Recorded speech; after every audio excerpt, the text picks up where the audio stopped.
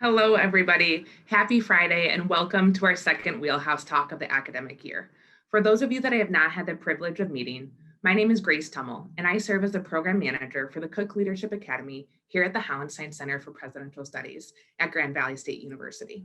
And no surprise to any of us, this semester has come with new challenges and obstacles as we have delivered the entirety of our program's content virtually in the midst of a global pandemic and emotional election year. I am proud to say that these hurdles have not stopped the collective learning and relationship building within this year's Peter C. Cook Leadership Academy cohort. We have proven that even though our programming may look and feel a little bit different, we still have insights to gain, connections to make, and understanding to share. Just this week, we completed our mentor matching process between our CLA fellow candidates and community volunteers.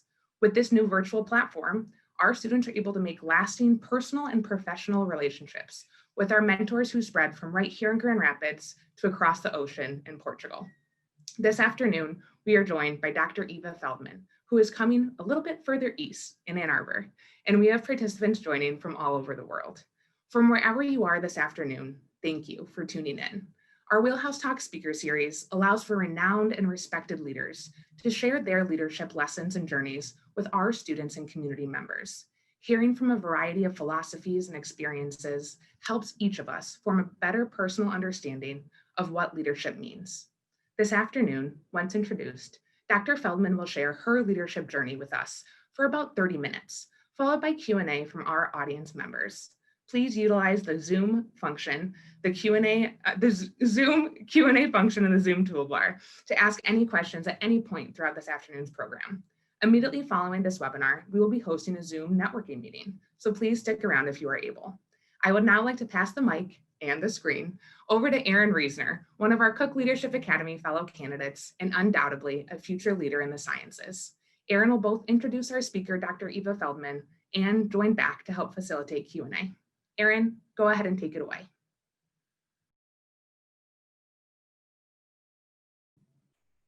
Thank you, Grace. Good afternoon. My name is Erin Reisner. I'm a second-year fellow candidate in the Peter C. Cook Leadership Academy and a fifth-year undergraduate student studying cell and molecular biology and behavioral neuroscience at Grand Valley. One of the first questions we are tasked to answer when applying to the Cook Leadership Academy is what leaders in society inspire us most and why. On my application, I wrote about Dr. Eva Feldman, my first lead investigator and a woman who continues to inspire my leadership style to this day. I was privileged to work in Dr. Feldman's lab during the summer after my freshman year in what proved to be a challenging yet invigorating experience. Despite entering the lab as an apprehensive undergraduate, Dr. Feldman and her colleagues welcomed me with remarkable enthusiasm and support. Over those 4 months, I came to know Eva as an incredibly empathetic leader.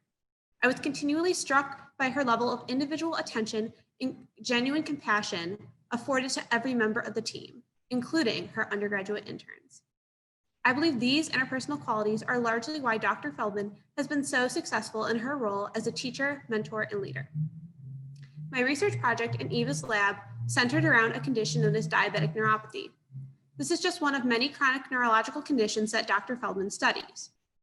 During that summer, we made significant strides in furthering our understanding of how consumption of good fats and bad fats in patients with type 2 diabetes can contribute to serious neurological complications. This type of translational research has become increasingly crucial now more than ever in the face of COVID-19. As our global community struggles to find an effective vaccine or treatment, patients with pre-existing health conditions, such as diabetes, are often left most vulnerable to acute and long-term health complications from COVID infection. Throughout her career, Dr. Feldman has served as a bastion of leadership and a champion of physician scientists. Her journey into medicine began at the University of Michigan's Medical School, where she chose the intimidating path of a dual MD-PhD program. Dr. Feldman has served as a faculty member at University of Michigan's Department of Neurology since 1988. From 2008 to 2017, she served as the inaugural director of the Alfred Taubman Medical Research Institute. Currently, she sits as the director of Michigan Medicine's ALS Center of Excellence and as the director of Michigan's Neuropathy Center. Dr. Feldman's primary role lies in running her research lab. In 2000, Dr. Feldman founded the Program for Neurology Research and Discovery at Michigan Medicine. Over the past few years, this team of 30 scientists has transformed into the Neuro Network for Emerging Therapies, a collaboration of researchers, scientists, and physicians that all share the same vision for alleviating suffering in neurological disorders, but now with a new, renewed focus on interdisciplinary discovery. As a principal investigator, Dr. Feldman has had continuous support and funding from the NIH for the past 30 years. Her lab was the first to gain FDA approval for human clinical trials of stem cell therapy for ALS. Over the past 3 decades, Dr. Feldman has trained over 100 postdoctoral researchers and neurologists. She's authored over 460 peer-reviewed publications in scientific journals, 70 book chapters, and 4 books. Dr. Feldman's lifelong dedication to medicine science has earned her numerous awards and honors, including induction into the Association of American Physicians and the National Academy of Medicine. Additionally, Dr. Feldman has received both early and distinguished career development awards from the University of Michigan, the Castle Connolly National Clinician of the Year Award, the Society for Neuroscience Bernie Scaffstein Award for Outstanding Accomplishments in Mentoring, and finally, the Endocrine Society Gerald D. Arbach Award for Outstanding Translational Research.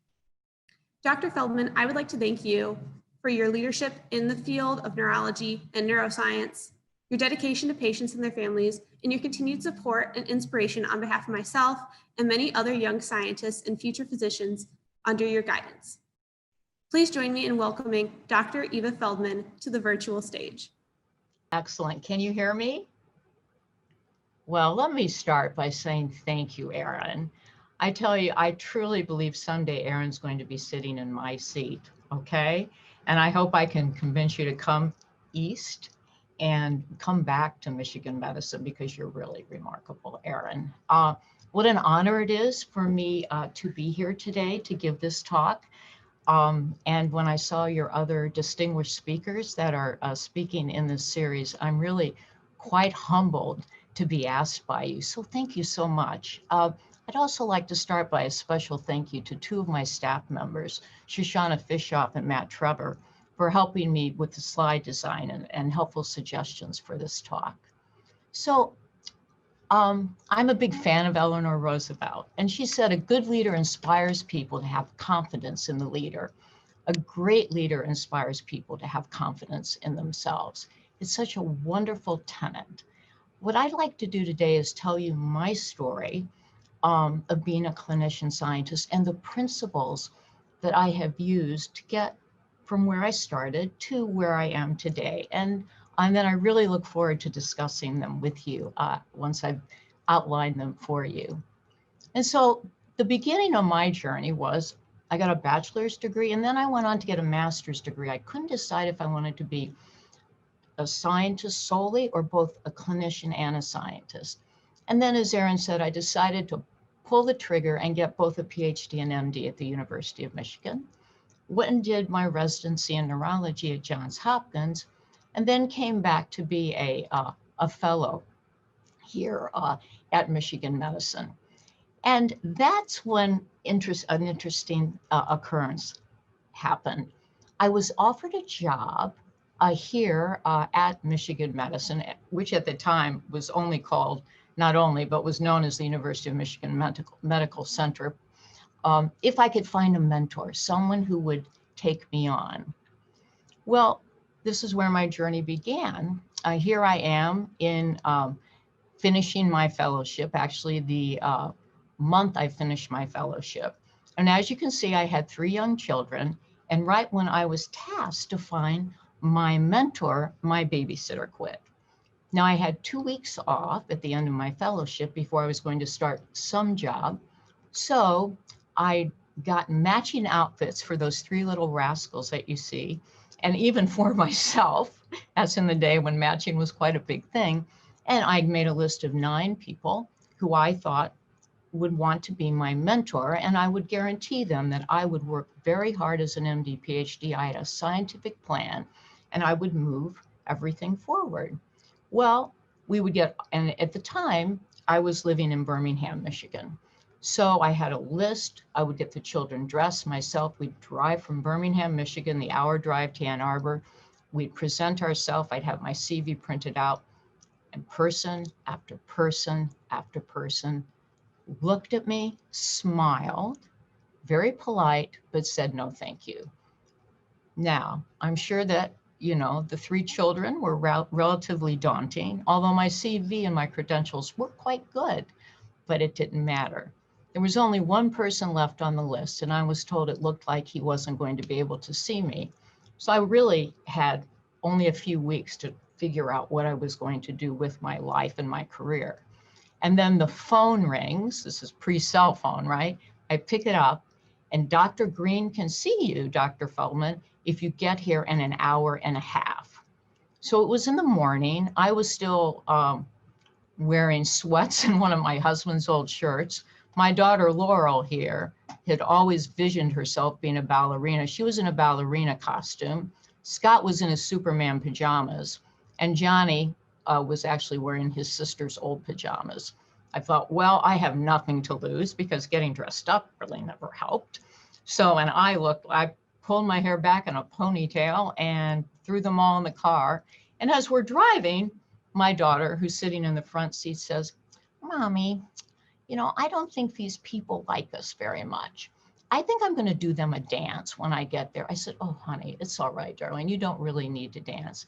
And Scotty, that's the name of her brother here.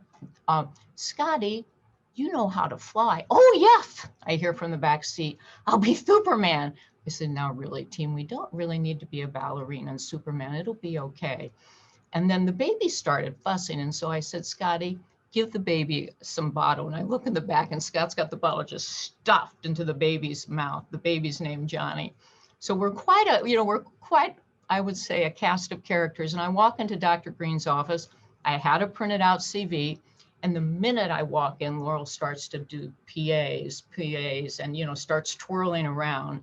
And Scott, there were 2 small couches. Scott starts jumping from couch to couch. I can fly. And I'm thinking, oh, and he looks at me stunned and he says, can you get your children more in order? I said, well, sure. Would you just hold the baby for me? And I give him Johnny, and Johnny vomits all over him completely. I thought, well, and I think I've got nothing to lose. I take the baby back. I give him my CV and I said, Dr. Green, if you give me a chance, I promise I won't disappoint you. And he looked at me and he said, anyone who believes in themselves as much as you believe in yourself will be successful. And so that was the beginning of my journey. And it was a very good lesson that I learned, not only a lesson in perseverance, but a lesson in believing in yourself. So I will now tell you that the ballerina is an internist in Washington. Superman is a lawyer, how apt, right?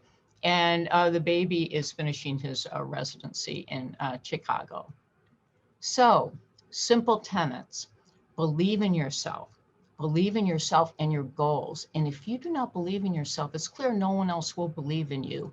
But then also find people who also believe in you and believe in your goals. So mentors are very critical to guide you along your career path and along your personal path.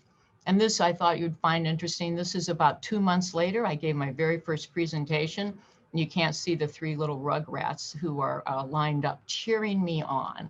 So also I will tell you, as one of my simple tenets, I've always kept my children and my family very involved in what I do. So what is the role of the physician scientist? Because that's what I promised Doug Green I was going to do.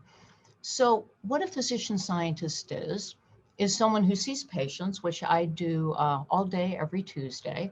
And then they also run a laboratory, like Erin was saying, of scientists who are asking very basic questions and translational questions with the goal to develop new therapies for the diseases that I see as a clinician. So clinician scientists are bridges between the clinic and the basic science laboratory. And it's really a fabulous career to have. And I hope there are individuals here listening that I can talk about being a physician scientist during the breakout. So here's my journey of being a physician scientist. Here's my very first lab picture. Okay, this is my very first graduate student, Dr. Donna Martin, who was just named chair of pediatrics here a month ago at Michigan Medicine. I'm very proud of her. My lab grew as more students became interested in our research, and we continued to grow. This is a picture actually from 20 years ago where we had our very first holiday party. Donna at that point had already had a little baby girl, and it was really important that I integrated our science with our families. And so, you know, because it's not that one is more important than the other at all, but it's an integral, I would say an integral family affair here. And so, so my laboratory grew, our science grew, my clinical practice grew, and it was really an evolution. So as Erin said, we were initially called the Program for Neurology Research and Discovery. And I share for you what I call my glam shot that was taken for advertising for Michigan Medicine. But now we now call the Neural Network for Emerging Therapies. And here's my laboratory, a recent picture that we just took. These are the scientists that work directly with me, but we also now know that science has gone way beyond being just one laboratory.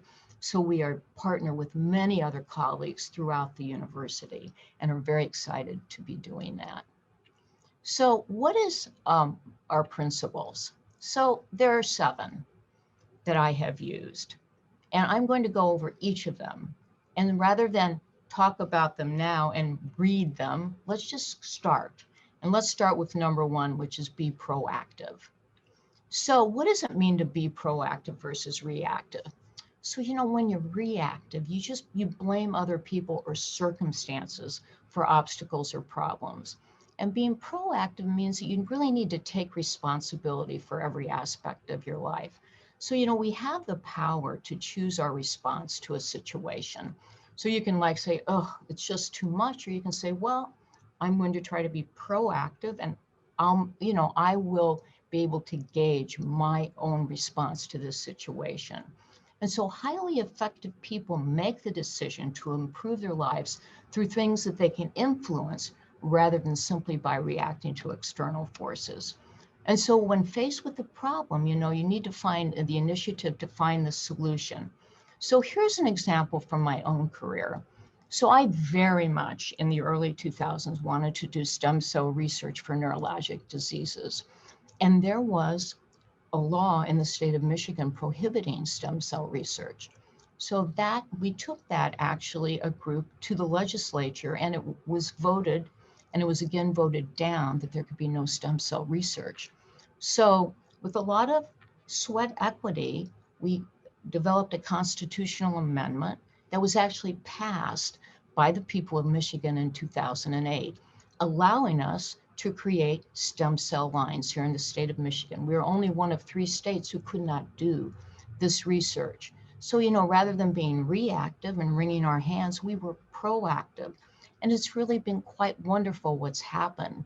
When this proposal 2 passed in 2008 as a constitutional amendment, we now could join the 47 other states who could make embryonic stem cells.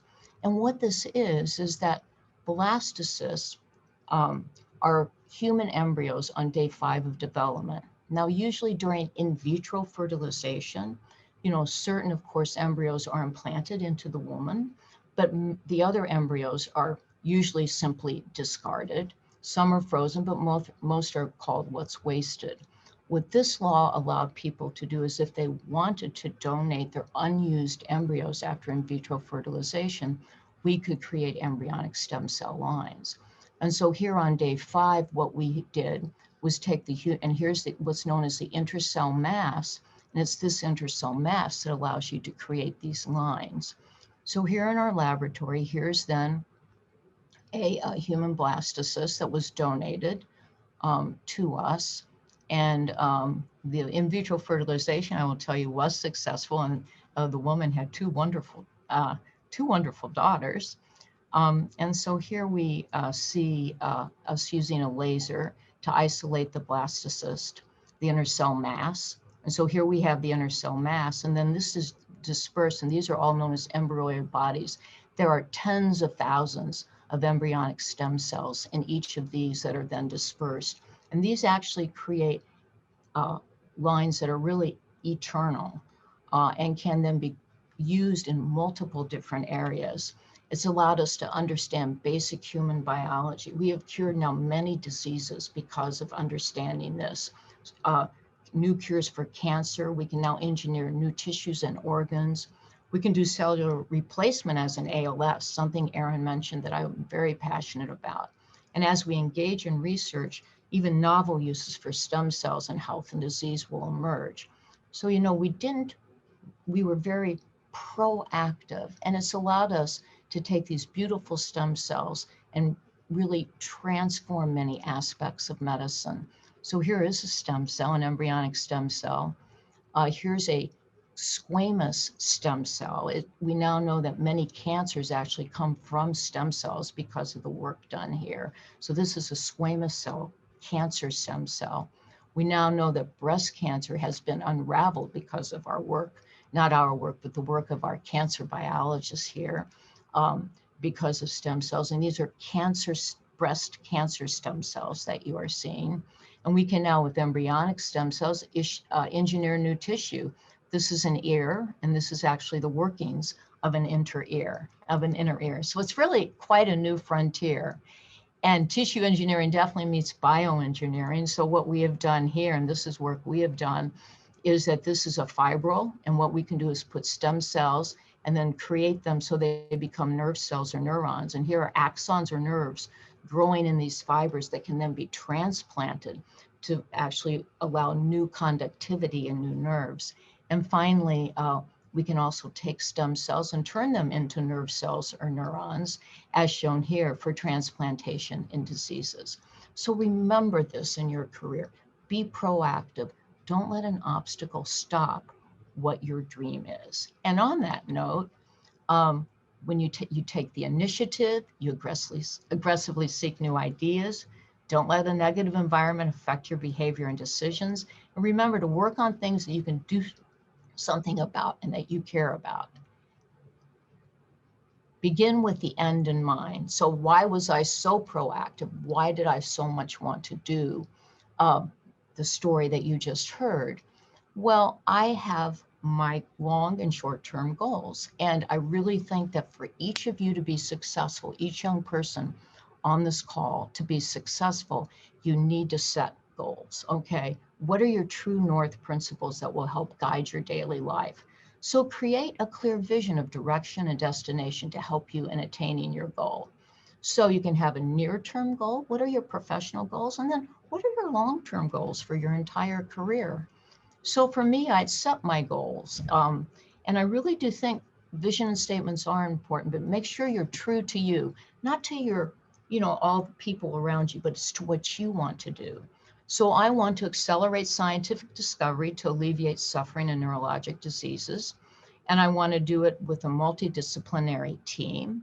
And my promise is to bring the brightest minds, people like Erin, working together so we can be a place here where scientists create cures. And then it's that mission statement, right, that drove me to be proactive.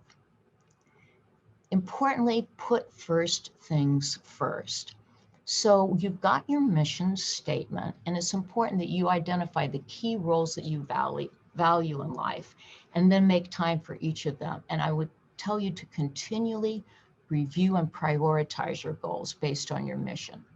And being busy is not being productive. I have a great friend who truly cleans her desk and this is pre-COVID, she's been doing this for 10 years, cleans her desk every morning for at least 30 minutes. And then she bemoans to me she's not accomplishing her tasks, but she's very busy.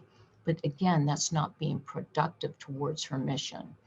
Separate important and urgent tasks. So say no to the unimportant tasks.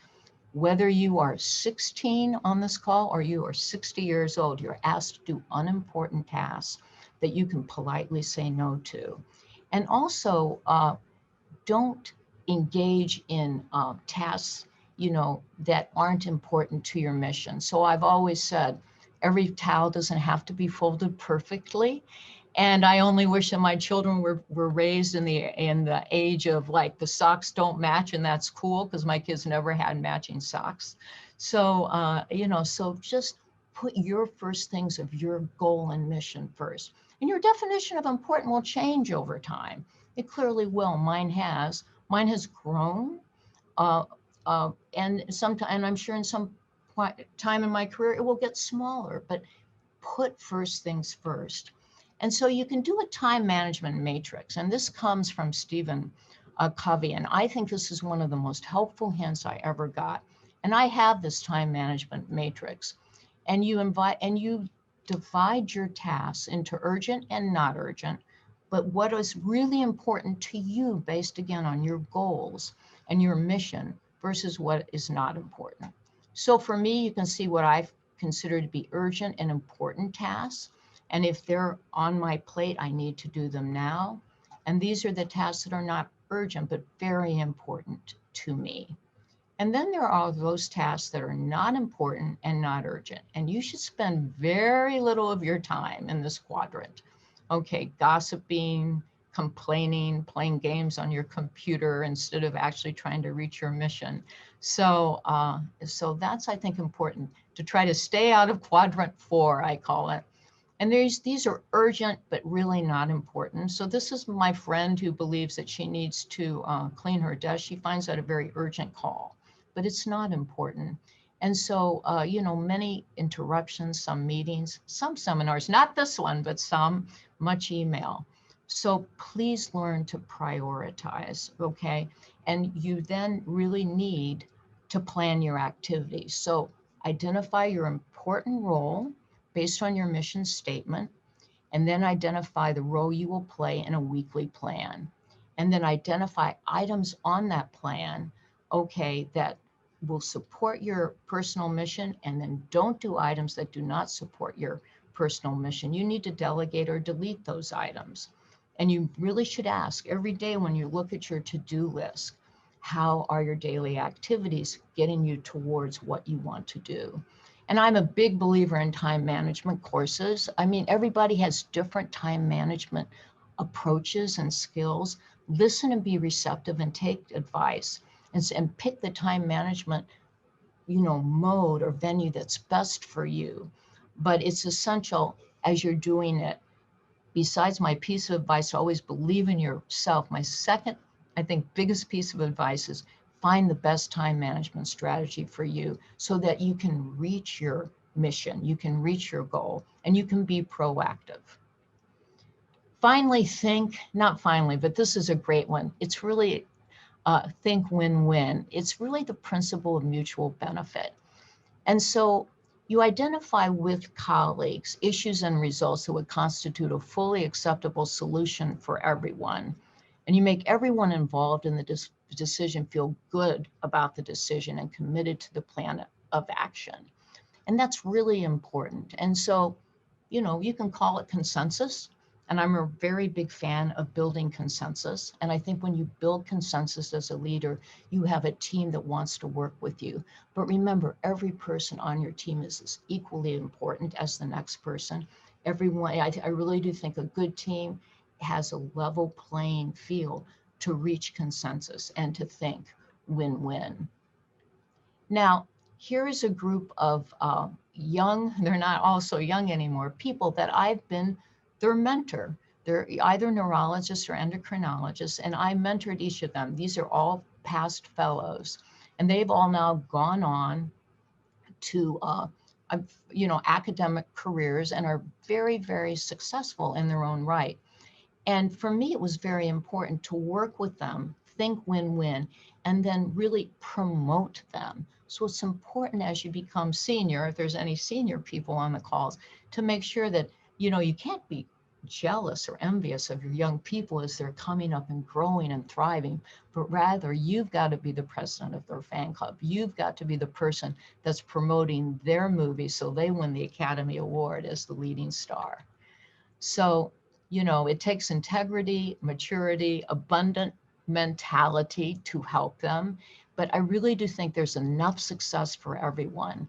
And when you're developing an organizational culture, be sure to reward win-win behavior in colleagues and employees so that backbiting and the sniping and other people not, people not trying to help other people get ahead, that's not a way to be successful. So you will be most successful if your mentees and colleagues are successful. So again, remember, there's enough success for all of us, okay? So truly think win-win for all. This is a very important one. So, you're engaging in all these principles, but make sure that you understand the people around you. So first seek to understand, then you can worry about yourself being understood. So you really need to learn to listen. Listening can be hard, okay? But you need to put yourself in another person's shoes. Try to see the problem from the other person's perspective. Present things logically, not emotionally. And that can be difficult because sometimes you can feel emotionally hijacked because you're so passionate about an issue.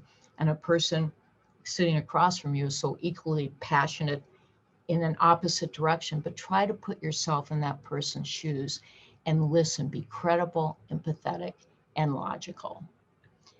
Empathetic listening, again, is difficult, but very important. So giving advice before you really empathetically understand the problem will likely result in rejection of that advice. And this is a lesson that I learned the hard way early in my career. So effective listening is also not just echoing what the other person has said through the lens of my experience, but effective listening is echoing and hearing the message through their lens and empathetically understanding their point. So you need to put yourself in the perspective of the other person and listen empathetically for both feeling and meaning. I'm going to give you one small example. I'm sure as I'm saying this, you can think of many examples yourself, but this is an interesting one. And I know the screen is blank. So I was called by my resident. This happened it was pre-COVID, so I think it was in last like November or so, that we were to see a mother and her daughter, but a young daughter, but the mother, and it was important because we're a clinic of nerve and muscle diseases that we have everyone put on a gown so we can look at their muscles. And the mother refused to have the child put on a small gown, a pediatric gown. And the resident came back very frustrated. Well, she said, how am I supposed to do my job? Because, the mother won't cooperate. And I told the mother it had to be done. I said, well, did you ask the mother why? Well, no, I didn't ask the mother why. I mean, she has to do it. I said, well, let's ask the mother why. So we go in and we listen. We empathetically listen. Well, she was embarrassed because her daughter had a superficial hemangioma, which is just a collection of blood vessels on the skin. And her hand looked something very similar to this. And she was embarrassed for us to see her daughter's hand. So that's empathetic listening, putting yourself in someone's shoes and not jumping to conclusions. So it's a simple example, but I'm sure you can think of many. Habit 6 is take time for yourself. Speaking of time, I want to check my time. Okay. And there's truly burnout at all levels. And I actually am concerned that we're a bit more at risk now during COVID, and I'm happy to discuss that during the Q&A. So I would like each of you to ensure on most days, maybe there are days you can't do this, but there needs to be kind of a beginning and end to your work day, and some time to do an activity that's not directly related to work. I see because of COVID that since work and life, home life is blended, many of the young people that I mentor and take care of, actually, as young colleagues, their academic mother, there's no division anymore between work and family and home. And I'm very concerned about that. So there needs to be time for yourself and for your family. Now my children are grown, so I read a novel every night, a few pages, or I FaceTime with them and probably drive them a little crazy. But please, please, distinguish. You're passionate about your goals, but you need to be, of course, equally passionate about your family and your personal life. Exercise is not taking time for yourself. Exercise is part of your daily work routine. Put that in your timetable for the day. When you're doing your daily tasks, it's got to include some sort of exercise for yourself. And you don't have to be a marathoner. I mean, clearly I'm not, right? 30 minutes of aerobic walking 5 times per week has clearly been shown to decrease blood pressure, improve your metabolic status, improve your cognition for those of you over the age of 40. And then, what about the idea of these 10,000 steps? I'm wearing one of these, and I'm sure many of you are. There's actually a very nice article in JAMA Internal Medicine. 16,741 women wore these Fitbits essentially for 4 years, from 2011 to 2015. And if they were sedentary, meaning their average was 2,700 steps per day, they actually did not do well. Yet if they did just 7,500 steps per day, they had a 41% reduction in overall mortality, i.e., that's the medical term for death, with marked improved health in all parameters, quality of life, and also markedly improved mental health. So please take this as a really strong guideline for your own daily activities. And finally, find your voice. So you have a mission. You're not part of the Wheelhouse talks if you don't have a mission, but you let others know it, okay? It's important. I want to know your mission. I look forward to talking to you in the breakout sessions and hearing your mission. And share your ideas and share your thoughts. And remember the old adage that people can't, read your mind. Well, it's your mind. It's actually true. And remember your why. So I got asked last year to attend the spinal muscular atrophy family meeting. I thought, oh, kind of busy, blah, blah, blah. And I thought, no, let me find my voice there. That's my mission. I really am interested and want to come up with new cures for neurologic disease. It was one of the most rewarding days I had. Here are pictures of some of the families that I met, some of the children I met. I want you to know very encouragingly, there is now a therapy on the market for infants with spinal muscular atrophy that if it had been available when these children were born, could have actually prevented their disease. So it's important. To keep your eye on that goal, because my friend had that goal and look what he achieved. He's actually cured this disease. But for me, it was very important and very inspirational to find my voice at that meeting. So the 7 principles: be proactive, begin with the end in mind, put first things first. Remember those quadrants, please. Okay, don't spend your day on email all day. You've got more important things to do. You think win-win, okay? So, you've got colleagues you can help mentor and work with. When they're successful, you're successful. You just, extend your sphere of influence as they're successful. When Erin goes out and conquers the world, I'll be able to say, hey, she worked in my laboratory. So it really breeds. It's really important to help young people, and success will breed success. Remember, first understand, then be understood. Do your empathetic listening. Take time for yourself, okay? Or you won't be able to do everything that you want to do in your mission. And find your voice and inspire others to find theirs. So let me end there, and let me thank you so much. Such an honor to give this talk. I really am so excited about the next hour plus to get to speak with you more. So thank you so much. And I'm happy to take all and any questions. Yeah, thank you, Dr. Feldman. So at this point, we will be starting the Q&A session. So for those of you with questions, you can feel free to put those in the Q&A box in the tab at the bottom of your screen. And it looks like we have our first question from Lizzie. So Dr. Feldman, Lizzie asks, how would you say your journey in learning to prioritize self-care, what does that look like for you? Oh, okay. So to prioritize self-care, it looks definitely different in different stages of my life.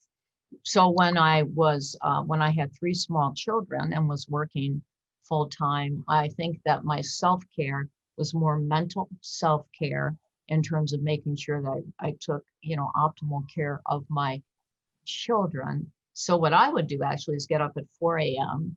and be at work never any later than 5 a.m. so I could leave at 4 or 5 p.m. to spend the evenings with them. So self-care then was actually a caring for them. And as a mother, for those who are mothers, on the chat and on the Zoom, you'll understand what I mean. So that's really self-care, was their care, because it was so rewarding.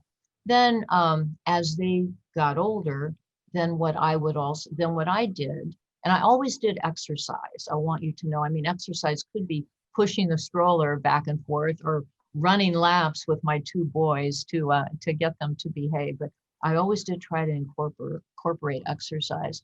And now for me, self-care prior to COVID was travel. I enjoy traveling and speaking internationally, and actually have multiple international collaborations. I work in a hospital in India. I work in a children's hospital in Australia. And I work in a hospital in Denmark when I can. Certainly I can't now. So for me also, self-care is sharing what I do internationally with others. And now I'm reading a lot of books. Well, I don't read that much. I usually kind of crash and go to sleep. And I have been, trying to interact with friends via Zoom and more with my children via Zoom. I do worry about the lack of social interaction for individuals with COVID, and we can talk about that at some point this afternoon. Yeah. Well, hopefully soon, sometime in the near future, we'll be able to resume some of that international travel. Yeah, no, it was great. It's very rewarding to see how other societies take care of patients, right? How they do research and take care of patients. Certainly, yeah. It looks like we have quite a few questions coming in here, so I'm going to try to summarize. I see a few questions coming in about setting professional boundaries. So people are asking, how do you know when to stop? To do that? Okay. How do you articulate your needs and feelings in a productive manner? How do you navigate deciding what is important and what isn't? Are some of the questions that are coming. Okay, so of course, I think you decide what's important and what's not based on your mission, right? I mean, you really have to think. And then I think if this is coming from one of the, one of the students in the Wheelhouse talks, then you should talk about it with your mentor. And it's key to have an empathetic listening mentor. Do not have a bossy mentor.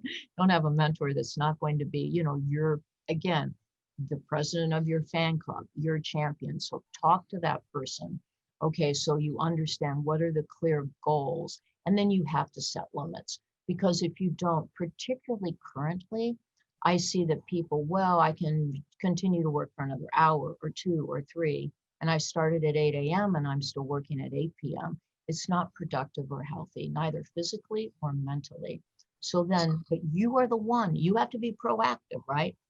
Hey, no one's going to set your boundaries for you. If you want to work 16 hours for someone else and you're young, they're going to say, okay, you can work 16 hours for me, possibly. So you don't want to allow that to happen. So you set your own boundaries, you be proactive, but with a mentor, if you're young, and if you're not on your own, decide what those boundaries are, though, but make them clear, okay? I'm really proud of a lot of the young parents who I now train, men and women, who say, I don't work on Saturdays. I have to spend that entire day with my children. And that's a boundary that I will never cross. Okay, so you have to, and you have to be really clear about what your boundaries are for the individuals you work with and for. Yeah, definitely. And it looks like we have a question in here from Carlos. So you talked a bit about an example of proactivity when you communicated with the legislature to try and make it so that stem cell research could happen in the state of Michigan. So Carlos was wondering what types of people that you worked with in order to get that legislation passed. Who do you have to God, that's a journey. That's a talk itself, needless to say. So you know what? So we needed to start with people who had money, right? Because it takes money to get a constitutional amendment even, proposed. It has to be signed by a certain number of people in Michigan. And then it has to, go on the ballot. So it was a very long process. It started with a group of people who were equally as passionate as I was. One of my jobs in this group was to approach people for money.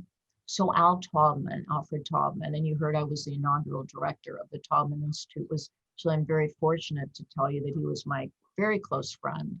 And so I approached Mr. Taubman, and he gave a very generous donation. He gave $6 million. And then he said, I'm going to go approach my friends. For example, Mr. Stryker from your side of the state gave multiple millions, and Mr. Parfett gave multiple millions. So there was a lot of, then he went and raised more money. So then there was money. And then we actually had to hire some professional individuals who had the expertise and knew how to actually craft a constitutional amendment. And then it was boots on the ground because we had to, get a petition signed by, was thousands of people before we could actually get it to the legislature. So again, that was boots on the ground, mainly volunteers who did that, and then onward. And then came when it was actually election time. That was one of the more interesting times of my life. So I just hit the circuit. I gave talk after talk after talk. I was on TV, I was on radio, but it was kind of like trying to get my voice out that I'm passionate about this, and this could really help medical research and help the state of Michigan also, because we were losing jobs and losing young people because we weren't doing what every other state was doing in terms of contemporary medical research. So then it took a lot of, sweat equity. So it was interesting. We could never have done it though, if there weren't a select group of compassionate and very passionate people who believed in the cause, who gave money. Yeah. And I actually have another question here that ties into that idea of, obviously when you're going out and doing all these talks, you mentioned being on the radio, on TV, trying to advocate for this new legislation so that you could do the work that you'd always been motivated to do. We have a question here that asks, how do you make sure that you're presenting questions logically and not emotionally? So how do you avoid getting too wrapped up? Yeah, I think that's a great question. That's a great question. I could find myself, I had to be really logical and emotional.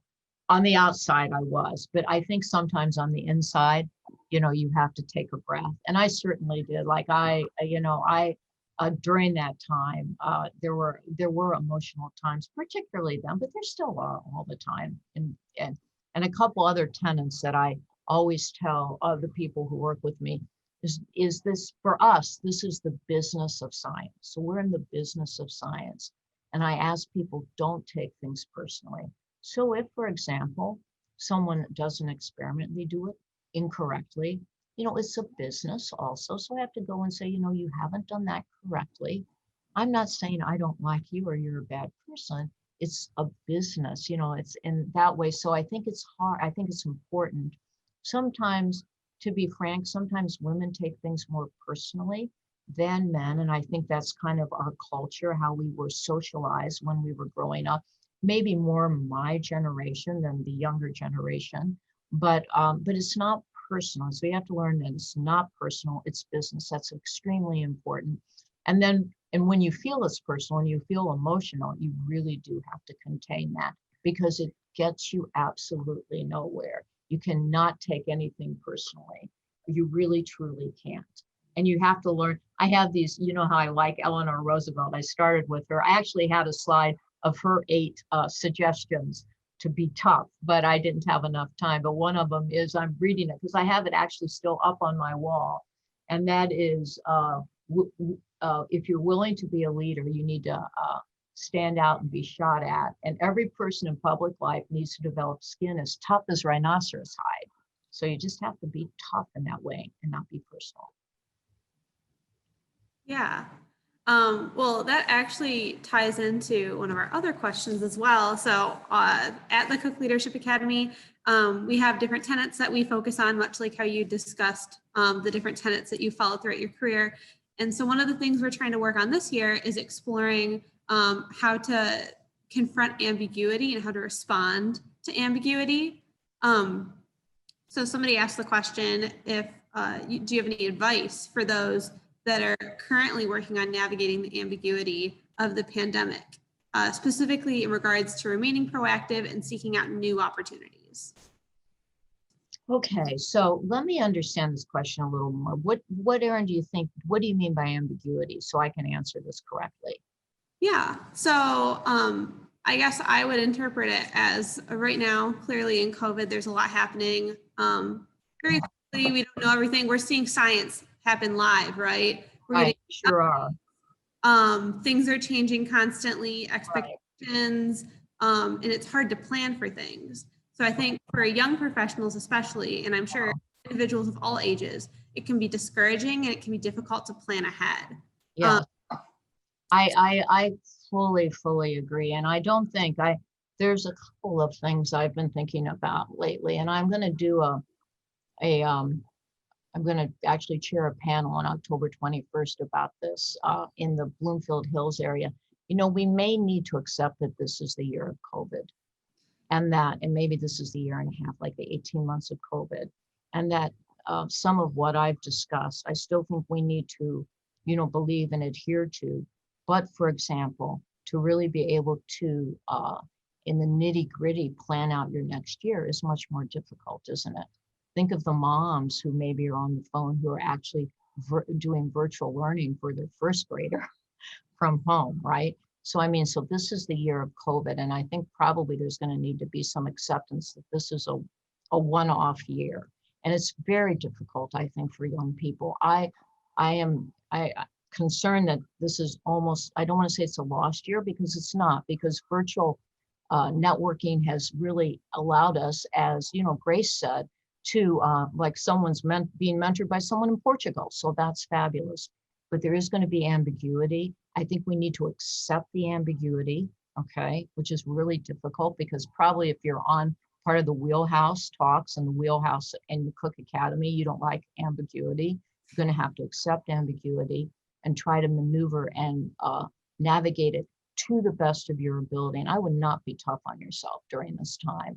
I think it's really, important. Everyone's saying you've got to be resilient. Well, we do have to be resilient, but also be kind to yourself because this is a time full of ambiguity that I don't think any of us are going to be able to get rid of right away. So acceptance, unfortunately. Yeah. And I know your lab has been through a lot of transitions over the past summer and into this year even, and how it affected your guys' ability to continue. I know, it's been very interesting. So, we had to, within 3 days, completely close the lab, and I had to completely close the clinics because I'm division head of my division. I mean, and so for 6 weeks, we provided no clinical care and there was no laboratory work. And then we had to, slowly ramp back up. So it's been a very difficult time. And I do think I think it's probably good to acknowledge that this has been difficult. There are lots of positives though now that we're seeing, like this is a positive, right? I can sit in my office and do this. And to be honest, once we get done, I didn't finish. I was clinical this morning. I got to go my charts. And at least I'm not driving. I would love to be seeing you in person, but there's the positive on it, right? So we'll have to find positives, but the ambiguity is something I've been lecturing on that I think we need to accept. Yes.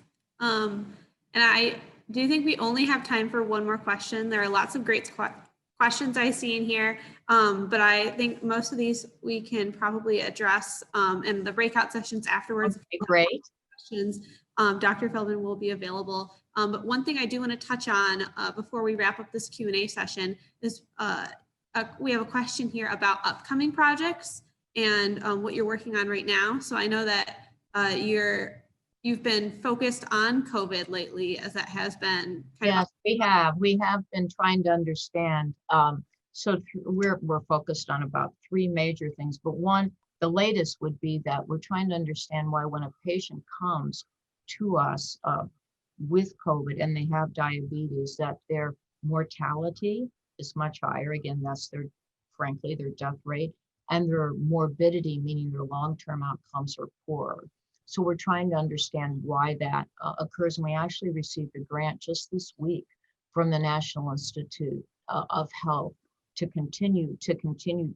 begin that work. Really, we're establishing a post-COVID diabetes clinic because it's clear to us probably 1 out of 5 people who have had COVID are having some type of long-term sequelae. So while the death rate is low, the long-term sequelae, the chronic complications of COVID are very real. So we're very interested in that. Have a big passion for diabetes as a whole. And Erin was telling you about some of the work, or mentioned some of the work she did in the introduction. And we're very interested in understanding how to stop the complications of diabetes by dietary interventions and new therapeutics. And the third thing is Lou Gehrig's disease, another disease I'm very passionate about. And we are trying to understand why. Our state of Michigan has the highest prevalence of Lou Gehrig's disease of any state in the United States. And we now understand some of the reason of why that is. We're actually doing a seminar on that on October 15th, a free virtual 30-minute Zoom if anyone wants to attend, but very passionate about understanding that disease also. So it's an amazing time to be a clinician scientist. I'll end by saying, when I first started, it would take you 2 to 3 years to clone a gene, about 2.5 to 3 years. We can clone a gene in a day, probably half a day now. So with the technology, the amazing questions that we've always had, we're probably going to be able to answer much better now with the amazing technology available. So it's a great career for all of you on the Zoom. Okay, well, thank you so much for having me again, Erin. I'm really pleased. So now we all log out and we log in into another session, right? Yes, that's exactly what we'll be doing. Dr. Feldman, thank you so much. For those of you who are not able to join us in the networking, thank you so much for joining us. Dr. Feldman, I think I can speak for most people here on this call that I have a full sheet of notes of things that I'm going to change in my regular life, those leadership tenets that you shared. So thank you for that wisdom.